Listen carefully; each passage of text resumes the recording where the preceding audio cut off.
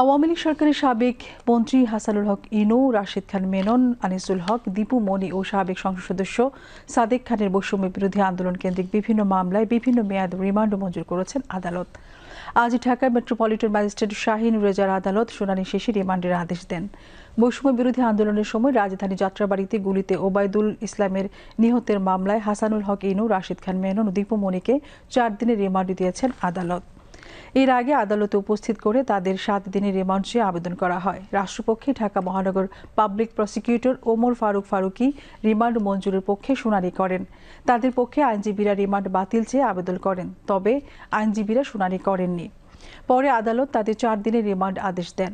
অন্যদিকে বৈষম্য বিরোধী ছাত্র আন্দোলন চলাকালে মোহাম্মদপুরের বসিলা এলাকায় মোহাম্মদ সুজন নামের এক ব্যক্তি গুলিতে নিহত মামলায় আনিসুল হকের 3 দিনের রিমান্ড মঞ্জুর করেছেন আদালত। মামলার তদন্ত সংস্থা অ্যান্টি টেরোরিজম ইউনিট তার 7 দিনের রিমান্ড চেয়ে আবেদন করেন। এদিন শুনানিকালে তাকে আদালতে হাজির করা হয়। শুনানি শেষে আদালত তার 3 দিনের রিমান্ডের আদেশ দেন।